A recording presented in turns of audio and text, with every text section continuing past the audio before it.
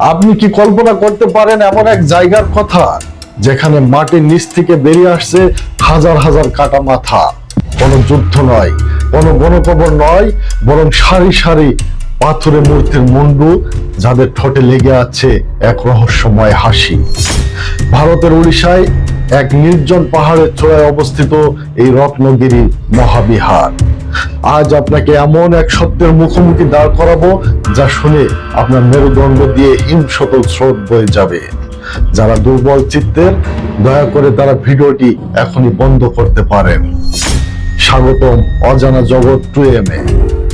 রত্নগিরি মহাবিহার, লোকে একে পর্যটন কেন্দ্র বলে থাকে, কিন্তু এর দেয়ালগুলো এখনো প্রাচীন তন্ত্র সাধনার রক্ত হিম করা গন্ধ বয়ে বেড়ায়।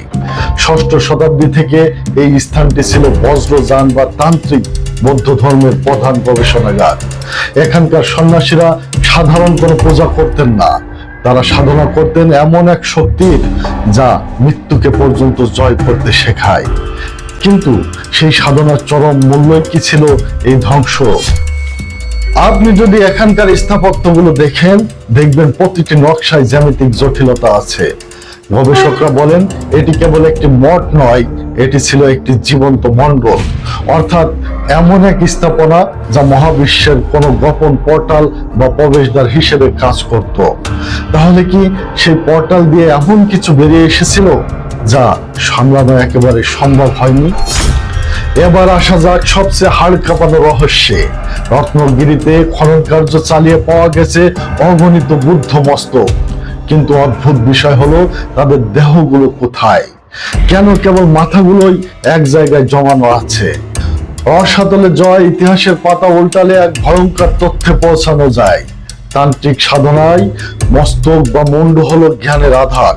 কেউ কেউ বলেন এখানে এক বিশেষ তান্ত্রিক বলিদান বা আচারের কথা ছিল। বহিঃশত্রুরা যখন এখানে আক্রমণ করে, তখন তারা কেবল মূর্তি ভাঙ্গেনি, তারা চেয়েছিল এই স্থানের আধ্যাত্মিক ক্ষমতা এবং এনার্জিকে নষ্ট করে দিতে। তাই তারা নিখুঁতভাবে প্রতিটি মূর্তির ঘাড় আলাদা করে দিয়েছিল।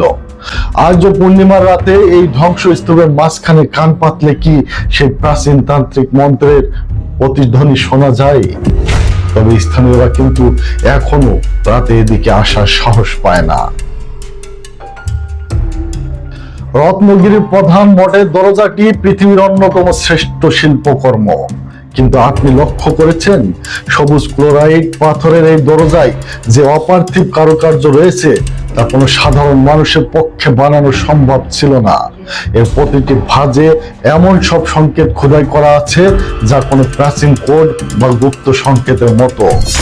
প্রত্নতাত্ত্বিকরা এখানে এমন কিছু গোপন কুঠুরি পেয়েছেন যেগুলোর মুখ ইট দিয়ে চিরতরে বন্ধ করে দেওয়া হয়েছিল।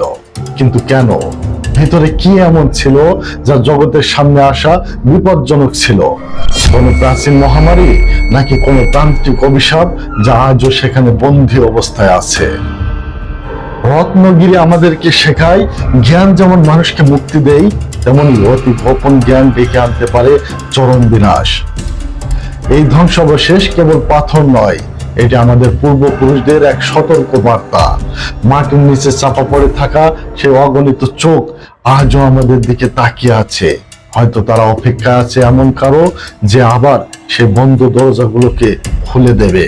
অজানা জগৎ 2M এর আজকের যাত্রা এখানেই শেষ, কিন্তু রহস্য কি কখনো শেষ হয়? রত্নগিরির এই কাটা মাথাগুলো নিয়ে আপনার মনে কোনো ভয়ঙ্কর তথ্য থাকলে তা আমাদেরকে কমেন্ট করে জানান।